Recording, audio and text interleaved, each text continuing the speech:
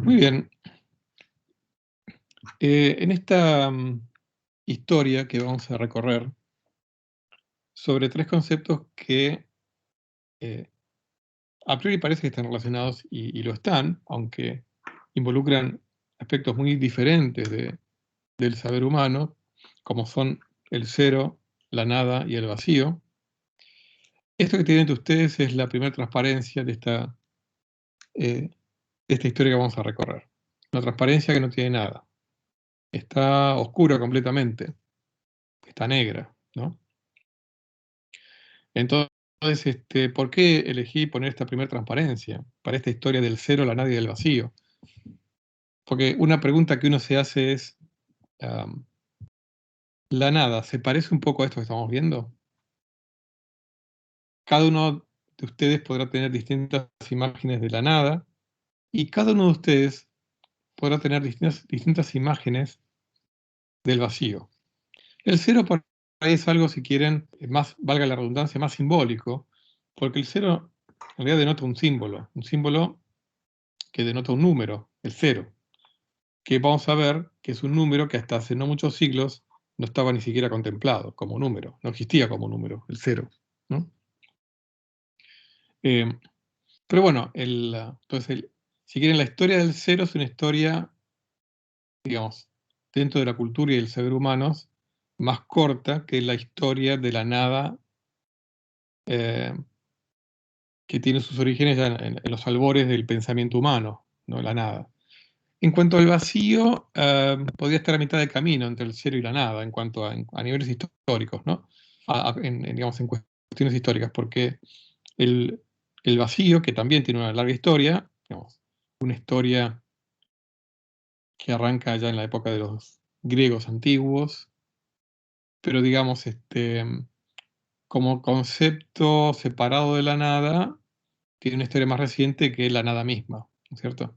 Pero bueno, eh, es curioso, digamos, en cuanto a que si uno, digamos, un psicólogo, un psicoanalista, le pidieran que hicieran asociaciones libres sobre la palabra nada, bueno, a cada uno de ustedes se les puede venir a la mente distintas imágenes. Una de ellas es la que tienen frente a la pantalla en este momento, una pantalla en negro, ¿no? Entonces, ¿qué es la nada y cómo se relaciona con el vacío y con el cero? Es parte de lo que vamos a explorar en esta historia, ¿no es cierto? Y cómo se fue desarrollando esta historia. Así que bueno, vamos a recorrerla, va a ser una larga historia que va a implicar bastante tiempo, porque involucra mucho tiempo de la historia humana. Algunos han dicho que, por ejemplo, el vacío es aquello que queda cuando uno quita todo lo que uno puede quitar.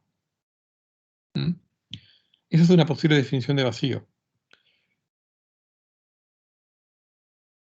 En cuanto a la nada, bueno, la nada, muchos la han puesto como lo opuesto al ser. Ahora, ¿eso define la nada? Bueno, la define en la medida en que uno tenga claro qué significa el ser. Pero si uno tiene claro qué significa el ser, es difícil definir la nada a partir del no ser. Pero bueno, vamos a ir recorriendo poco a poco la historia. Por supuesto que hay otra cosa también, ¿no? Cuando yo les comenté, digamos, qué es lo que a uno le viene a la mente cuando le dicen la palabra nada. Pero eso depende también del idioma de cada uno. Nosotros hablamos español. Em, Cuando uno dice no tengo nada en el bolsillo, uno habla es algo, digamos, si quieren, si uno analiza lógicamente, es algo contradictorio, porque uno dice no tengo nada, como si el no niega el acto de tener nada, ¿no? Pero tener nada y no tener nada, en el fondo significan lo mismo en nuestro idioma. Entonces, desde el punto de vista lógico es algo medio contradictorio. Estoy negando, o sea, la negación de una proposición significa lo mismo que la proposición misma. ¿Ok? eso es una libertad que tiene el lenguaje, como todos los lenguajes que tienen libertades que no respetan estrictamente las leyes de la lógica. Entonces, no tengo nada, en realidad significa, lógicamente, tengo nada. O sea, eh, en mi bolsillo no hay nada, o está la nada. Pero igual uno se podría poner filosófico y preguntarse, eh, ¿tengo nada? ¿Es realmente equivalente a decir no tengo nada? ¿Eh? Porque no tengo nada, en realidad significa negar tener algo. O sea, en realidad, digamos, lo más apropiado sería decir no tengo algo. O sea, niego el tener algo. Ahora, decir no tengo nada, si uno se pone muy en exquisito, depende qué idea filosófica tenga uno sobre qué es la nada. Decir no tengo nada puede querer diferenciar el tener la nada en el bolsillo, ¿no es cierto? Pero bueno, por supuesto que nadie nunca se ha detenido a pensar así. Hasta parece un discurso de un loco incluso, ¿no? Am, y de hecho en el inglés uno dice I have nothing. Uno no dice I don't have nothing. Uno dice I have nothing in my pocket. O sea, la traducción sería no tengo nada en mi bolsillo, pero la traducción literal sería tengo nada en mi bolsillo. I have nothing in my pocket. O sea que fíjense cómo distintos idiomas pueden manejar de forma diferente eh, el concepto de la nada y su negación. Bueno, acá puse un ejemplo, digamos, de una canción muy popular, ¿no? De un grupo muy conocido. Así, bueno, ahora vamos a ir, vamos a ir entrando lentamente en tema. Esa extraña historia de la nada. ¿De qué se trata esto, no? Muy bien. En esta historia uno puede abordarla de distintos puntos de vista y de hecho la historia de cualquier cosa uno puede abordarla desde distintos puntos de vista y siempre todo historiador hace algún tipo de como de sección. Imagínense pensándolo geométricamente, ¿no? Si el todo es un volumen, eh, todo historiador termina siendo como una especie de sección de ese volumen. Eh, Esto es algo muy simplificado, porque no es que la historia tenga 3 dimensiones y, y la historia hecha por un historiador tenga 2 dimensiones, nada que ver. Pero sin duda que cuando uno hace una historia, necesariamente, porque uno es un ser humano finito, tiene que elegir, seleccionar qué hechos narrar, y a su vez, porque no solamente porque uno es un ser humano finito, sino porque los registros del pasado son finitos. No hay registros de todo lo que pasó, nos guste o no. O sea, en realidad, uno hace historia con el presente. ¿Qué quiero decir con esto? Que parece medio contradictorio. Uno hace historia con objetos que existen en el presente. Incluso los propios recuerdos que uno tiene de su infancia, por ejemplo, son, al menos en nuestra, digamos, concepción moderna, materialista, neurofisiológica, de lo que es nuestra memoria, nuestros recuerdos son algo que hay ahora en nuestros cerebros. O sea, nuestros recuerdos no es una especie de tentáculo que tendemos hacia el pasado para tocar el pasado. No, en realidad hacemos historia con lo que tenemos en el presente, sean recuerdos nuestros, libros, fósiles o lo que sea, son todas cosas que están en el presente. Bueno, entonces, bueno, como la nada ya de por sí es un concepto bastante elusivo, está bueno encararlo desde varios puntos de vista. Bueno, un punto de vista es a nivel, digamos, filológico, ¿no? Analizar un poquitito de dónde viene la palabra nada. Bueno, la palabra nada, fíjense que viene del latín, o sea, la palabra nada, que es la palabra española nada, o sea, del español, viene del latín nata, que significa en realidad nacida. O sea, en latín res nata significa cosa nacida. Lo cual es curioso, ¿no? O sea, que nada provenga de nacida, ¿no? Lo nacido parecería todo lo contrario a la nada. Justamente lo nacido es algo que viene al mundo, nace, aparece en el mundo, ¿no? Pero, ojo, tampoco es tan sencillo porque la palabra nada, nada española, que deriva de nata, pero la nada en latín está dada por la palabra nihil, ¿no? Que bueno, aunque en realidad solamente tiene en común con nata la n inicial, pero bueno, uno puede especular sobre las vías que llevaron a que en español se terminara diciendo a la nada, nada, ¿no es cierto? Pero bueno, nihil es la palabra latina de nada, y de ahí viene tantas palabras, bueno, no tantas palabras, sino la palabra nihilista, ¿no? Que significa toda persona que adhiera o profese el nihilismo, o sea, el que no cree en nada. El nihilista es una persona que no cree en nada. Bueno, viene nihilista, el no creer en nada, el nihilista viene de nihil, o sea, de nada, de la palabra nada en latín. El nihilismo, por supuesto, ustedes van al diccionario y dicen negación de toda creencia, de todo principio religioso, político, social, lo que sea. El nihilista, bueno, igual uno puede ser un nihilista parcial, ¿sí? Uno puede ser un nihilista religioso o puede ser un nihilista político, ambas cosas o ninguna. No, digamos, no, digamos, el nihilismo puede ser parcial, no puede ser total, ¿no? De hecho, es difícil encontrar una persona nihilista total. O sea, ¿qué significaría una persona nihilista total? O sea, es difícil imaginárselo, ¿no? Luego, bueno, hay distintas formas de nihilismo. Por ejemplo, el nihilista cristológico es la persona, obviamente, que procesa el nihilismo cristológico. ¿Y qué es el nihilismo cristológico? Bueno, el nihilismo, digamos, es una secta eh, digamos que surgió en la Edad Media,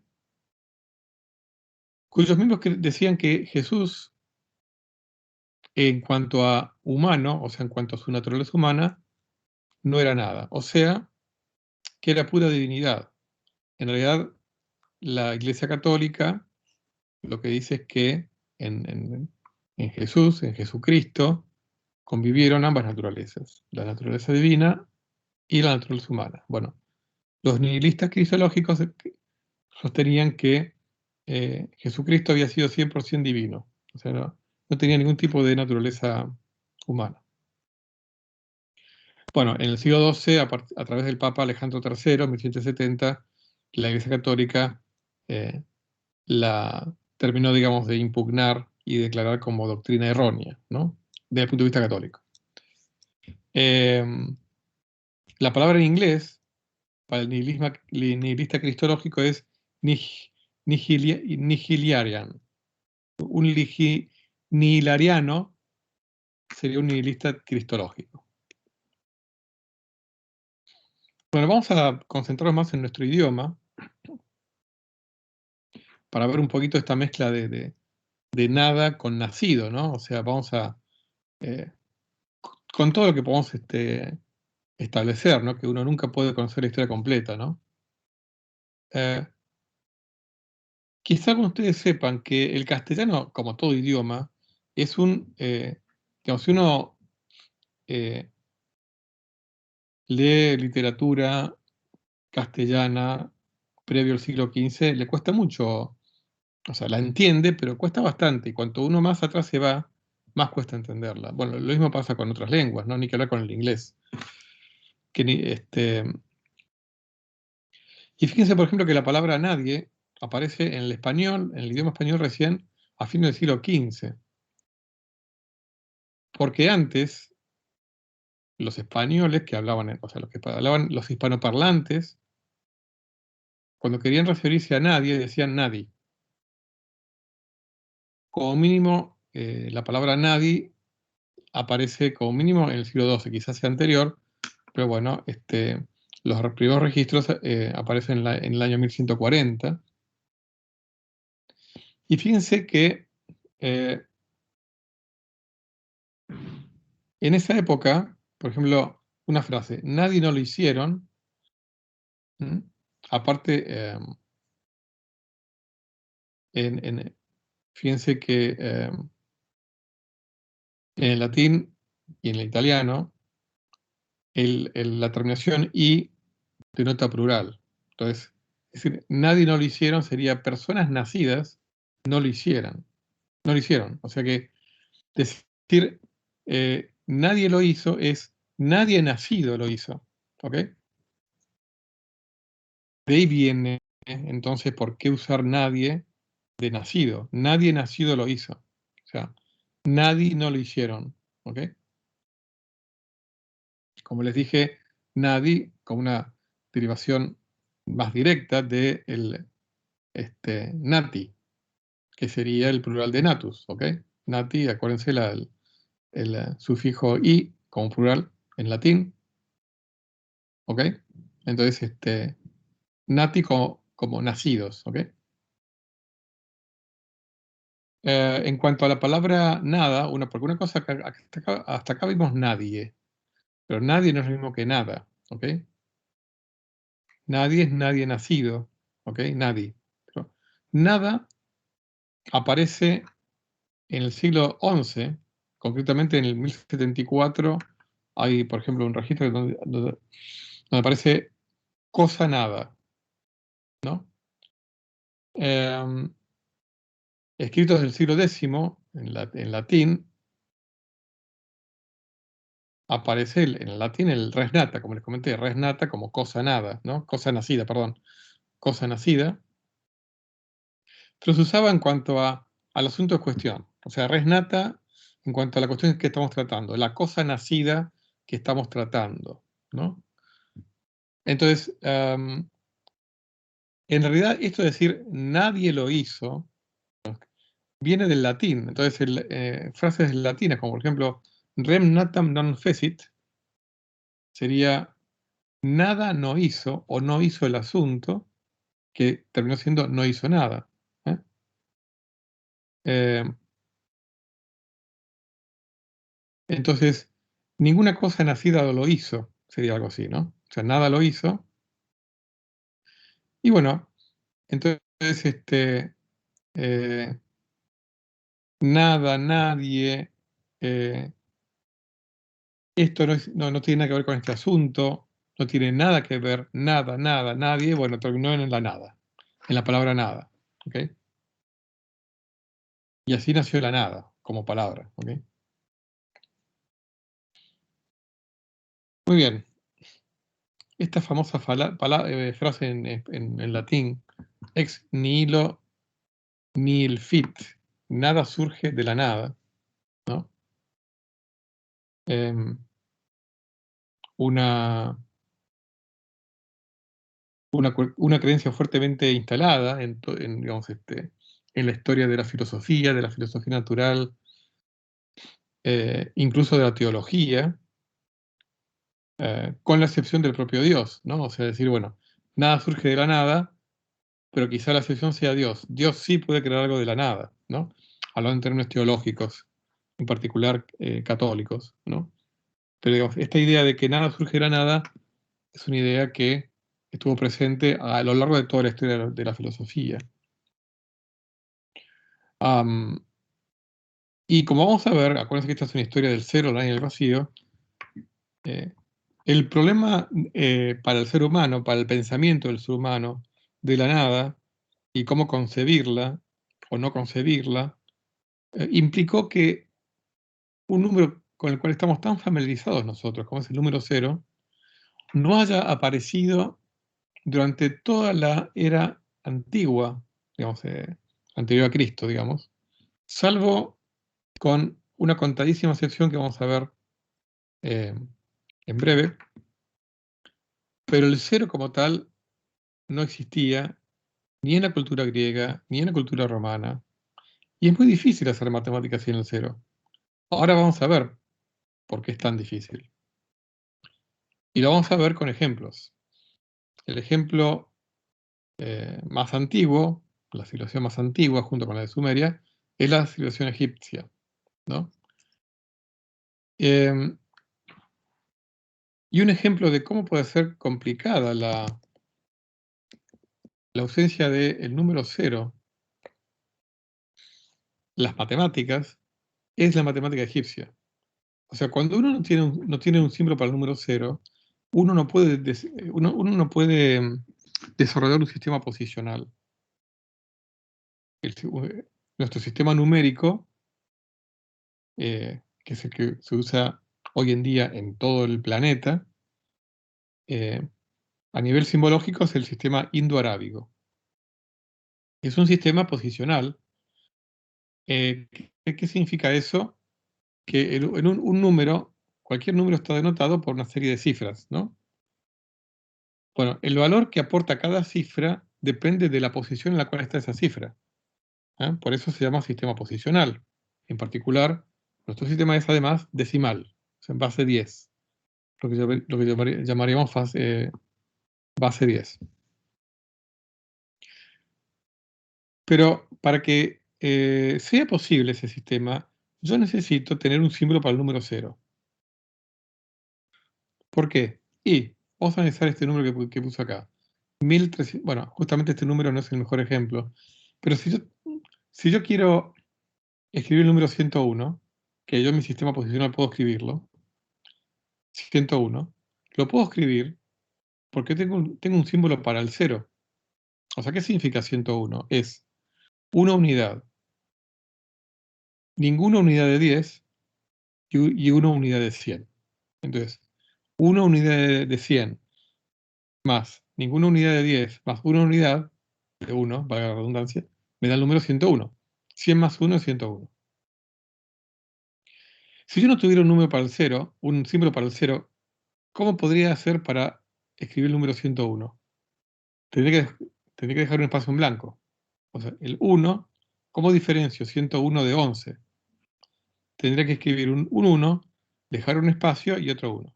Ahora eso tiene un problema. Y es que, ¿cuán grande tiene que ser ese espacio? Como se estarán ustedes empezando a dar cuenta, un sistema posicional sin el número 0 se presta a todo tipo de confusiones, de tergiversaciones, ¿no? De estafas, ¿no? Si se usan en el comercio, por ejemplo. Entonces, concretamente, la ausencia de un símbolo para el 0 imposibilitó que los egipcios desarrollaran un sistema posicional. No tenían un símbolo para el 0. Tenían un símbolo para el número 1, palito, el número 10, una herradura, algo así. El número 100, este simbolito. El número 1000, el simbolito de una flor de loto. El 10.000, una especie de dedo. El 100.000, una especie de sapo. El 1.000.000, una persona adorando al dios. Y el 10 millones, el sol. ¿Mm? Pero claro, entonces, ¿cómo hacían los egipcios para, por ejemplo, escribir el número 1372? Y agarraban una unidad de 1000, o sea, una flor de loto, 3 unidades de 100, o sea, acá está, 7 unidades de 10, o sea, 7 herraduras, y 2 unidades, o sea, 2 palitos. Lo bueno de esto es que uno podría mezclar estos símbolos y el número va a ser el mismo.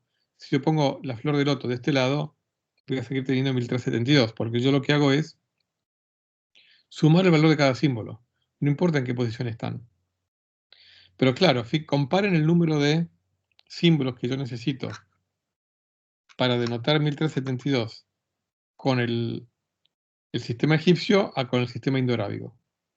Para nosotros nos alcanzan con 4 dígitos.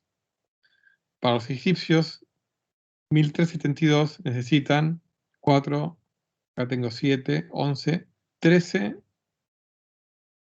dígitos necesitan. necesitaban los egipcios para denotar un número que a nosotros nos alcanza con 4 dígitos. ¿Ok? Así que bueno, como verán, un sistema no posicional es mucho menos eficiente que un sistema posicional. ¿Y todo por qué? Por no tener un símbolo para el cero, para la nada. ¿Mm? Les cuento, digamos, esto después lo vamos a ver más en detalle, pero digamos, les cuento que el calendario egipcio era solar, su semana duraba 10 días y el calendario se componía de 12 meses de 30 días, con lo cual necesitaban agregar todos los años 5 días extra. Pero bueno, eso por el momento no vamos a profundizar en eso.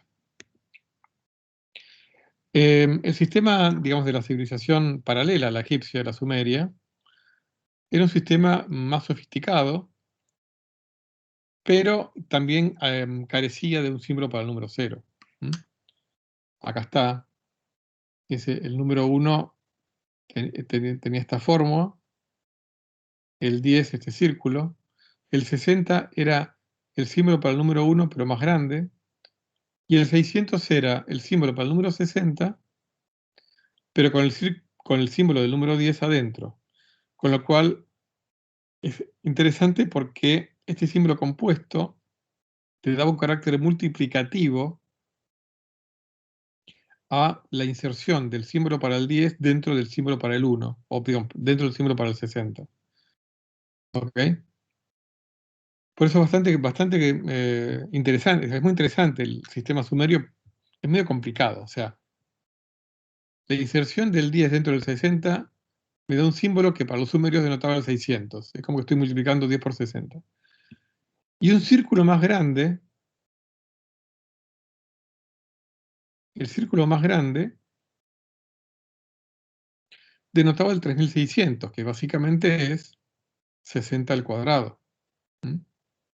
Entonces fíjense, el 3600, que era otro, que tenía un símbolo propio, que es 60 al cuadrado, es el círculo para el 10 pero más grande. Y eso me da el 3600. Y acá el mismo efecto que para el 600. Si yo al símbolo para el 3600 le pongo un círculo adentro, que es el símbolo 10, me lo multiplica. Entonces me da el 36.000. El 36.000 son dos círculos uno dentro del otro.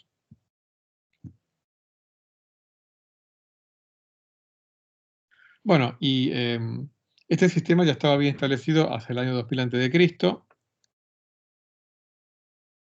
Acá está. Fíjense, acá se incorpora este simbolito para la unidad. Va evolucionando. El 0 igual sigue faltando.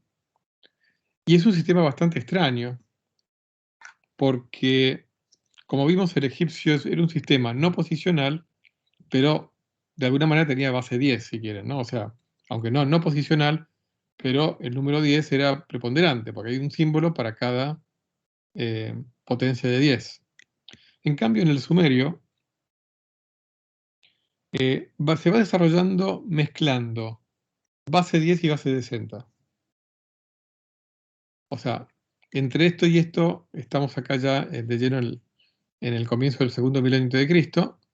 Tenemos del 1 al 9, es cuestión de sumar el símbolo de la unidad. El 10 parece como una especie de hoja o de ojo incluso. Como es no posicional, uno suma los símbolos. Entonces el 19 es un símbolo del 10 más 9 símbolos de la unidad. Y así hasta llegar hasta el número 59. ¿Ok? Acá, digamos, el símbolo del 10 se va como entrelazando, pero básicamente lo que tengo acá, el 59 son 5 símbolos del 10 y 9 símbolos del 1. ¿Ok?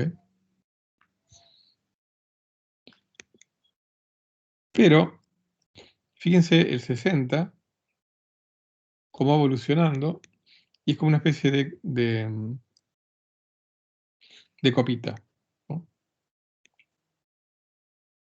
Perdón, una especie de copita.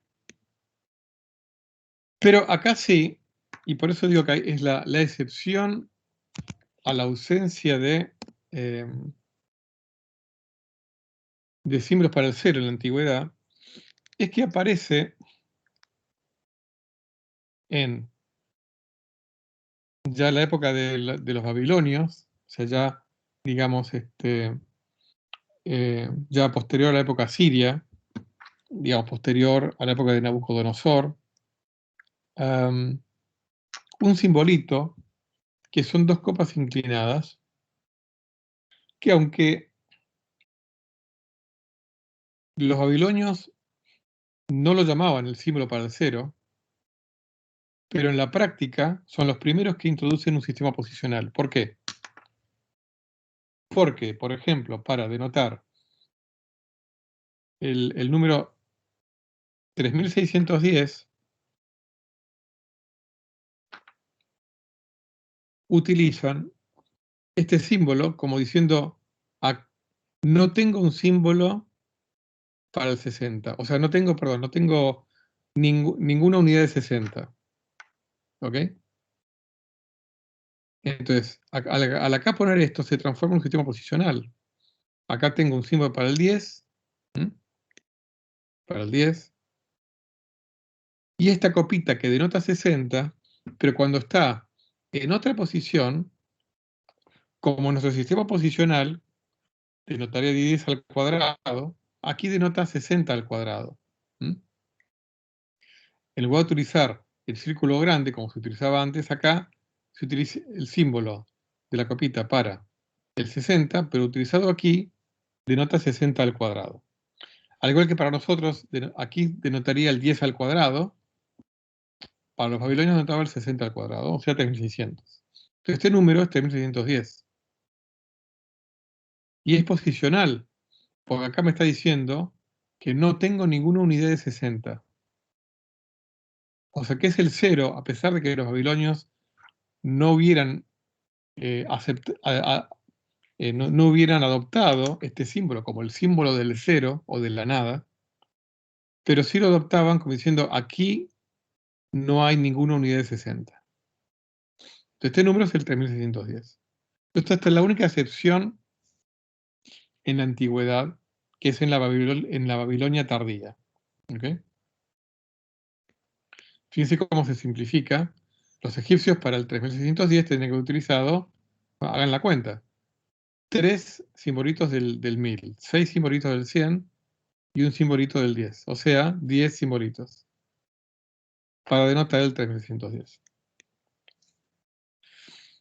Pero bueno, en nuestra América, podemos decir con orgullo, si quieren, considerándonos parte del legado maya, que los mayas sí tuvieron un sistema posicional, o por lo menos tuvieron un símbolo para el 0. Como algunos de ustedes saben, la cultura maya se desarrolló en su máximo esplendor en la segunda mitad del primer milenio después de Cristo. ¿Cómo ellos denotaban esos números? Bueno, por pisos. Aparte, digamos, la base de los mayas era bastante compleja porque era una base, el número 20 era importante para los mayas. Pero para llegar al número 20 utilizaban también símbolos para el 5. Entonces, por ejemplo, ¿cómo escribir el número 162.086? Bueno, el primer piso es el de las unidades. Pero como esto es base 20, el segundo piso es de las unidades de 20. Hoy vamos a llamarlo piso 0, primer piso. El segundo piso es el de las unidades de 20 al cuadrado, o sea, 400. El tercer piso, el de las unidades de 20 al cubo, o sea, 8000. 20 al cubo es 8000. Y acá, en este ejemplo, el del cuarto piso, 20 a la cuarta, que es 160.000. Entonces, este número se escribe muy sencillo. Tengo 6 unidades aquí. Utilizo el simbolito para el 5, que es una barra acostada. horizontal. El puntito denota una unidad. Y la barrita horizontal, 5. Esto es 6. Después tengo, cuatro, digamos, el 80 lo pienso como 4 unidades de 20. Entonces tengo 4 puntitos por 20, me da 80. El 2000 lo pienso como 5 unidades de 400. Entonces pongo en el segundo piso la barrita horizontal, que es el número 5, por 400 me da 2000. Después, fíjense, me resta el 160.000. O sea que de 8000 no tengo nada de 8000. Directamente salto al 100. Bueno, y aquí es donde aparece el símbolo para el 0. ¿Qué es esto que está acá? Que es una especie de, algunos dicen semilla, otros dicen caracol, pero bueno, es este símbolo que está acá. O sea, nada de 8000 y una unidad de 20 a la cuarta, o sea, una unidad de 160.000, ¿ok? Entonces el número 162.086, los mayas lo denotaban con este símbolo. ¿Mm? Bastante compacto. Obviamente requería, si quieren, uno puede pensarlo, bueno, requerían dos rayitas, dos barras horizontales, 6 puntitos y un caracolito. Entonces son 2 más 6, 8, más 1, 9, si quieren, 9 simbolitos. Los egipcios lo hubieran requerido 1 más 6 más 2, más 8 más 6, o sea, 23 simbolitos. Así, bueno, interesante, pero sobre todo interesante por el hecho de tener un símbolo para el 0. ¿Ok? Eso era interesante. Así, bueno, como para comentar un poquito más cómo era entonces el sistema matemático maya, acá está, base 20, entonces, digamos, hasta el 4 con puntitos, el 5, después, o sea, si quieren, dentro de, entre el 1 y el 20, el sistema es no posicional, porque lo que hago es sumar simbolitos. ¿Ok? Entre el 1 y el 20, el sistema es no posicional. Sumo simbolitos. La posición es cuando para números más grandes, donde acá utilizó pisos, ¿ok? Niveles. Después, bueno, el calendario se basaba, curiosamente, en periodos de 20 días. Los días se llamaban quines. Y bueno, para cada día de cada periodo de 20 tenían un símbolo, un nombre y un dibujito para cada día, ¿no? Del 1 al 20. Estos son los símbolos y los nombres. Entonces, bueno, el calendario es bastante particular. Por un lado estaba una especie de, si quieren, pseudoaño, que no lo era, el Solquín, que eran 20 periodos de 13 quines, o sea, 20 periodos de 13 días, que me da un total de 260 días. El Hab, sí, el Hab es, digamos, el año, son 18 periodos de 20 quines, más 5 días extras, o sea, esto me da 360 más 5, 365. Después tenía un periodo más largo, eh, perdón, no más largo, sino el TUM era eh, una especie de año, pero de año de 360 días. ¿Ok? Un extraño año de 360 días. Porque acá es curioso, ¿no? Fíjense que un calendario que se basa en 360 días, evidentemente se iba a trazar 5 días y medio por año con respecto a las estaciones. O sea, ustedes saben que aproximadamente el año dura 365 días y un cuarto. O sea que por ejemplo, entre dos comienzos de entre dos comienzos de otoño sucesivos pasan 365 días y un cuarto. Si yo tengo un calendario de 360 días, bueno, voy a tener problemas. Me voy a ir corriendo el comienzo del otoño más de 5 días por año, con lo cual, digamos, mi 21 de marzo, digamos, si yo me aferro a un 21 de marzo en un año de 360 días, y bueno, el otoño al año siguiente va a empezar el 26 de marzo, al año siguiente va a empezar el 1 de abril o el 31 de marzo, bueno, el 1 de abril, 6 de abril, 11 de abril, o sea, se va a ir corriendo, ¿no? Es un problema. Pero bueno, como la cultura maya solamente nos llegó a partir de sus escritos, hay un montón de cosas que no lo conocemos del todo. Pero de todas formas, no eran ningunos tontos los mayas, como ustedes sabrán, tenían el Hab, que es el año más ajustado, ¿no? De 360 días. Tiene un periodo extraño, que es, bueno, el Catún eran 20 tuns, que uno no puede llamarlo 20 años, porque el tun es un año medio particular, de 360 días. Y el Bactún equivalía a 20 catunes. O sea que el Bactún equivalía a 400 tunes. ¿Ok? O sea, el Bactún sería 400 esos pseudoaños de 360 días.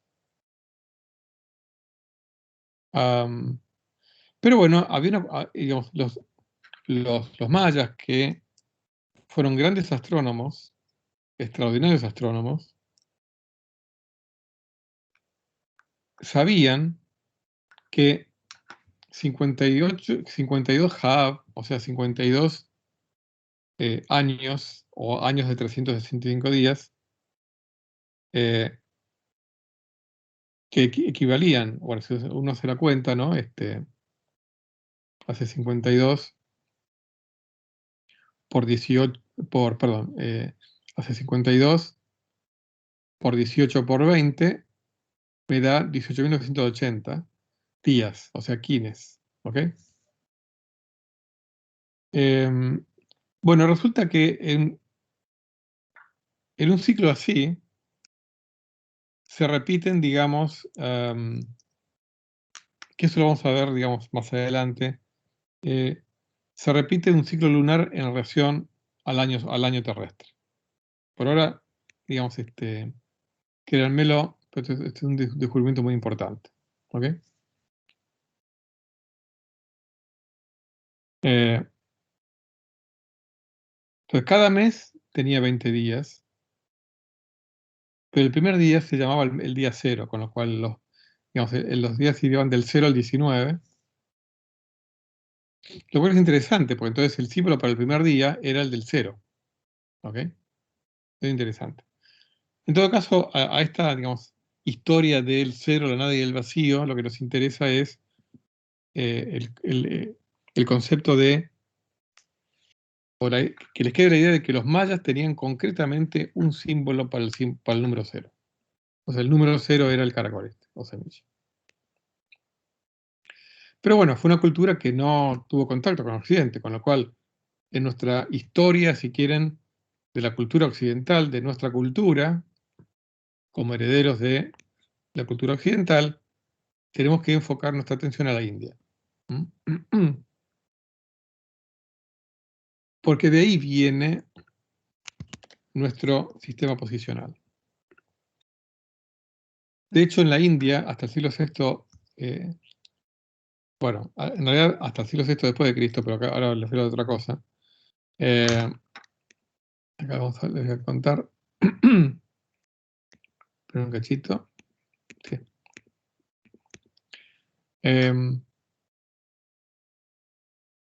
El sistema Brahmi era un sistema de numeración indio que no era posicional.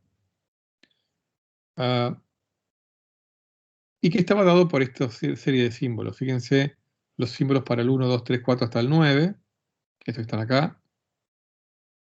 Los símbolos para el 10, 20, 30, 40. Digamos, lo novedoso, por lo que hemos visto hasta ahora, es que tenían símbolos para cada uno de las décadas.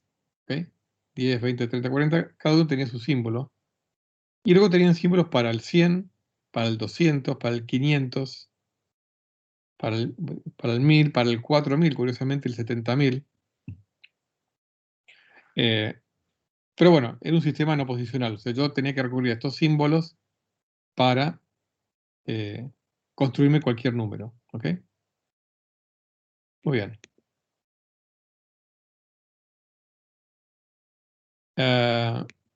Acá, perdón, acá hay un... Voy a poner después de Cristo. Fue un error. Ahora sí.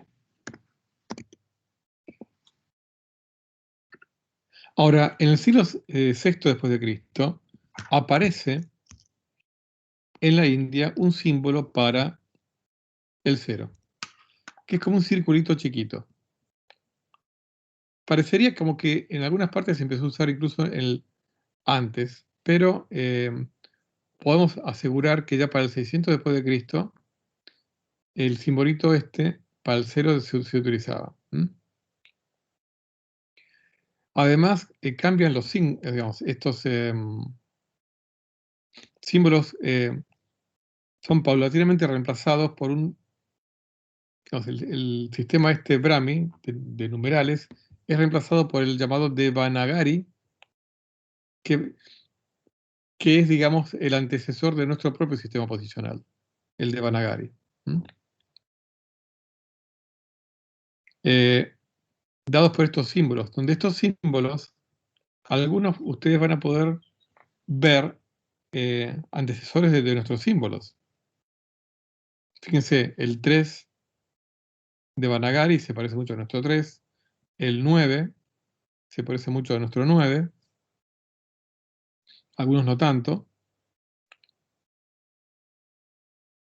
pero bueno, acá está como para que lo comparen, ¿no? El sistema de Vanagari acá. Luego aparece el indo-arábigo acá, que es, digamos, la adaptación del sistema de Vanagari por los árabes, que son los que tienen contacto cuando los árabes se expanden hacia el oriente, toman contacto con el sistema de numeración de Vanagari, y por eso nuestro sistema se llama indo-arábigo, porque es el resultado de la adaptación del sistema posicional indio por los árabes,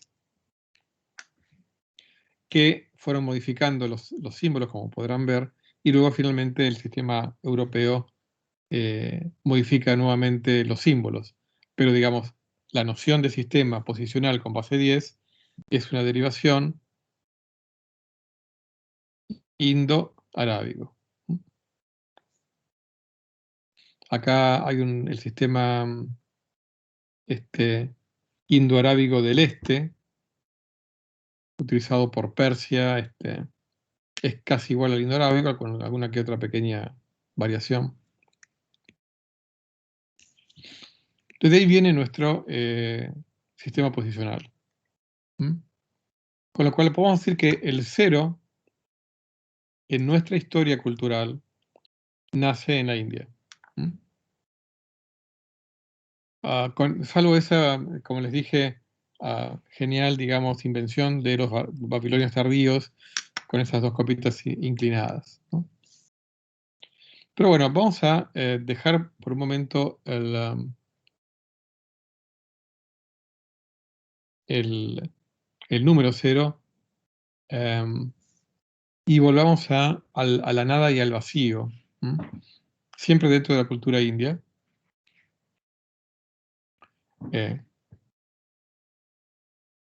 Digamos, que escribió mucho sobre el vacío y la nada. En sánscrito, la palabra para vacío es sunya, y hay una palabra que es el suñata, que denota, digamos, lo carente de realidad, lo que no tiene identidad, lo que no es, lo que no tiene sustancia, lo que no está habitado, lo vacío, la vacuidad de la vaciedad. Entonces, por supuesto, como ustedes se imaginarán, detrás del concepto de la nada hay muchos conceptos asociados. O sea, digamos, hay conceptos relativos, en el sentido de que la nada, uno puede pensar en una nada absoluta o una nada relativa. ¿En qué sentido? Bueno, la nada absoluta es muy difícil de pensar. Pero una nada relativa, uno puede pensarlo, por ejemplo, una habitación vacía, una persona sin ideas, un planeta sin atmósfera, qué sé yo. O sea, hay nadas relativas que son fáciles de pensar. La que no es fácil de pensar es la nada absoluta, si es que algo así existe. Valga el oxímoron o la contradicción. ¿Qué significa decir si existe la nada? ¿O qué significa decir si yo puedo concebir la nada? Si yo la pudiera concebir, debería seguir llamándose nada. Bueno, pues entramos en laberintos de difícil salida, ¿no? Ah, entonces, bueno, detrás de estas ideas hay varias cosas, ¿no? Que surgen de los escritos de la India, ¿no? Pues, entonces, decir su nieta es que no hay nada, primero, que no hay nada individual, no hay nada individualizado. O sea que está vacío, o sea que no tiene una realidad independiente, pero ojo, realidad independiente, fíjense, su nieta en cuanto a la ausencia de algo que sea individualizable y por lo tanto ausencia de algo que tenga realidad independiente. Entonces, la idea de un individuo como algo que tiene realidad independiente. Entonces, si yo tengo ausencia de individuos, tengo ausencia de entes que tengan realidad independiente.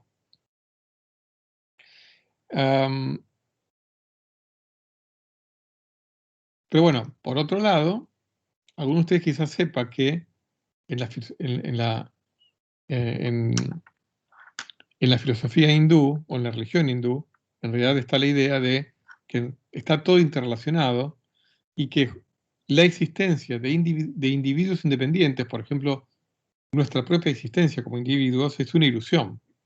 O sea, el creer que nosotros somos seres reales en cuanto a individuos independientes es una ilusión, ¿no? Porque para la filosofía hindú todo lo que existe está relacionado o está interrelacionado. ¿eh? Las individualidades tienen carácter ilusorio. Eh, esa ignorancia primordial, que es con la que vivimos todos, se llama avidya.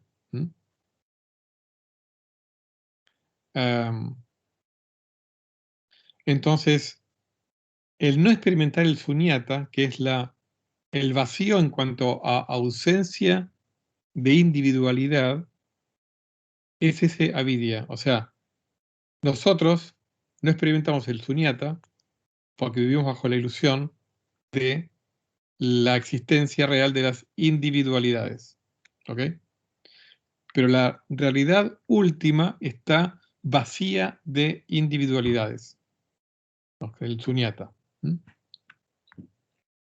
Bueno, el budismo, que nació en el norte de la India, justamente considera que el despertar, la iluminación, ¿no?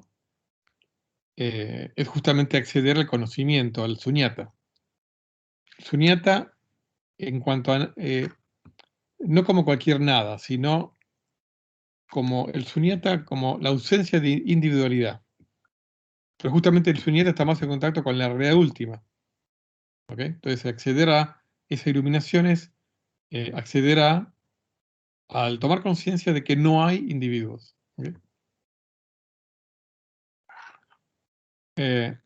Entonces, por eso, el sunyata no es la nada en el sentido de la ausencia de realidad, sino, eh, sino que es la ausencia de individualidades. Eh, hay otra palabra para la no existencia de la individualidad que es el alatman. Eh, Pero la explicación de la dependencia tiene otra palabra que es la de la pratitya samutpada. Igual, digamos, no vamos a profundizar sobre esto. Simplemente me parece interesante compartirlo con ustedes en cuanto a cómo uno puede asociar a la nada distintas interpretaciones o si quieren facetas, ¿no? Eh, por eso es que detrás de toda la filosofía budista es importante este encuentro con la nada en el sentido de la suñata, ¿ok? Esa vacuidad que en realidad es ausencia de individuos, pero no es que sea la nada nada, ¿ok? Y bueno, siempre dentro de la cultura india, bueno, un astrónomo muy importante, indio, Brahmagupta, que quizá no haya sido el que inventó introdujo el símbolo del cero, pero sí que fue el primero que destacadamente lo usó. ¿Ok? Eh, Quizá lo haya introducido él o no, pero sí fue el primero, quizá lo haya inventado él o no, pero sí seguro que fue el primero que lo usó en forma sistemática y que nos llegan sus escritos, nos llegaron sus escritos, ¿no? Y acá hay un fragmento de un escrito de Brahmagupta, dice, bueno, la palabra que usaba bueno, suñata es todo lo que les dije, ¿no? Pero suña es el número cero, ¿no? Esto es un fragmento de Brahmagupta, dice, cuando suña es sumado un número o sustraído de un número, este número permanece inmutable. Y un número multiplicado por suña se hace suña.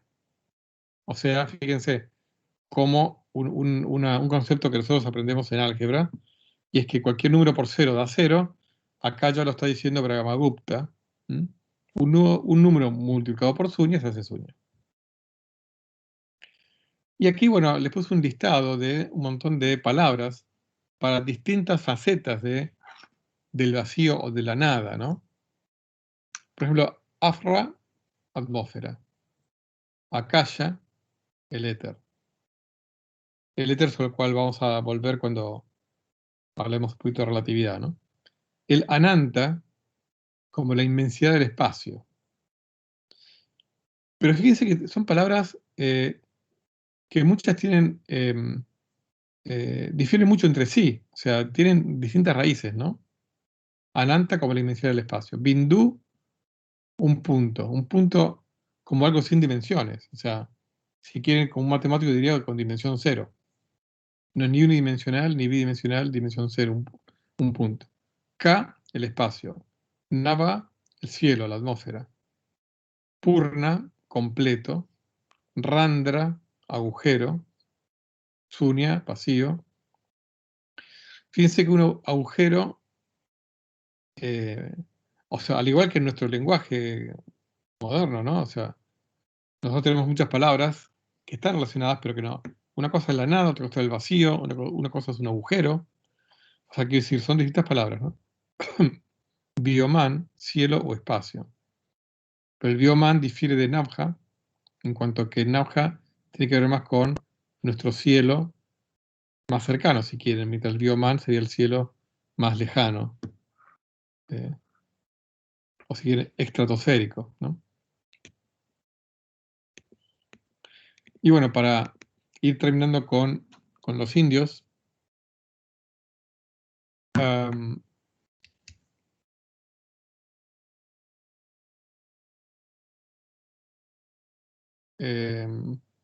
esto es un resumen de lo que es una meditación tántrica, ¿no? Que es ir del cero al infinito y viceversa. Para eso hay una palabra que es el Sri Yantra, ¿no? Entonces, esta meditación, eh, la idea, fuerza, si quieren, es esto, ¿no? Como un viaje que parto digamos, de la nada al todo y regreso a la nada, ¿no? Del cero al infinito y del infinito al cero. Entonces, comienzo contemplando el espacio total y visualizo triángulos que se intersectan entre sí. Y esos triángulos, cuando yo profundizo en la intersección de todos esos triángulos, se intersectan en un único punto, que es el bindú, ¿no? Que representa la nada. El bindú, este punto sin dimensiones, representa la nada. El viaje también puede realizarse a la inversa, o sea que parto del bindú, ¿no?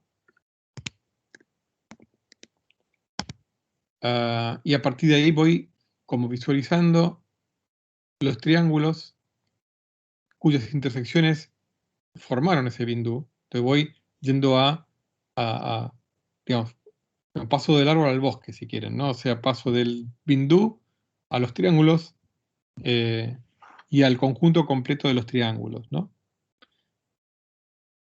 Bueno, en esta imagen que ahora se las voy a mostrar, ellos tenían, había 4 triángulos que apuntaban hacia arriba, que denotaban la energía cósmica masculina, 4 triángulos apuntando hacia abajo, simbolizando la energía femenina.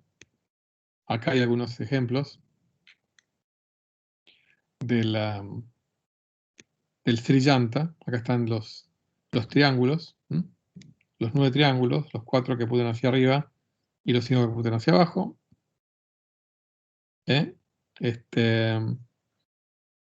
Por ahí mareo un poco a la vista, pero acá hay un triángulo, otro triángulo, otro triángulo. Acá hay los triángulos invertidos. Y bueno, en la intersección de todos debería encontrar el bindú acá en el centro. Ese punto, ¿no? La nada. ¿No? Muy bien, hasta acá con los vamos a decir un poquitito más y después ya vamos a ir cortando. A ver, vamos a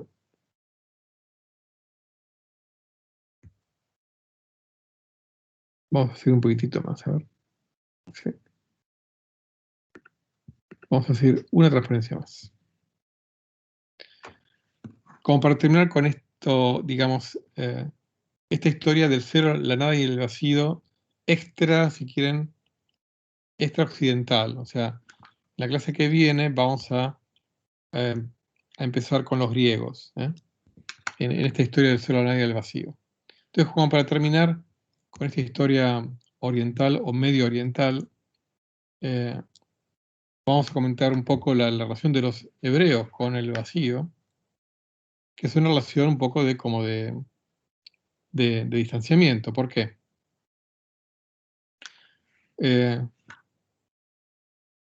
Porque para ellos el vacío es el estado a partir del cual el mundo fue creado. Por Dios, por la palabra de Dios, por el verbo de Dios, por el movimiento.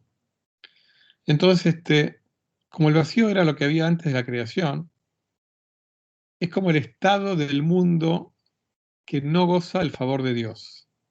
Es el estado en el que estaba el mundo antes de la actividad fructífera de Dios. Con lo cual también lo asocian con la separación de Dios. Entonces, en la tradición judía, el vacío quedó asociado con la separación de Dios. Anatema es una palabra que denota la separación de la comunidad de Dios. O sea, anatema es cuando la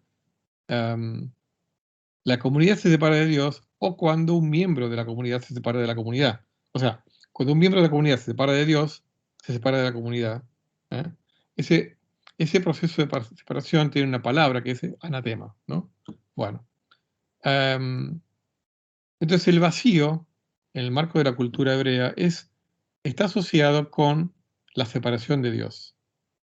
Con lo cual el vacío como tal es algo indeseable, a nivel, si quieren, cultural, histórico, religioso. Esto, digamos, se los comento, aunque, digamos, no hay una influencia, digamos, de la cultura hebrea en la cultura griega, pero vamos a ver que en la cultura griega en parte de la cultura, no en toda, en parte de la cultura griega, en particular en Aristóteles, el vacío era algo indeseable, pero no por motivos religiosos a la manera de los hebreos, sino por cuestiones filosóficas. Así que bueno, vamos a parar acá. Voy a dejar de grabar.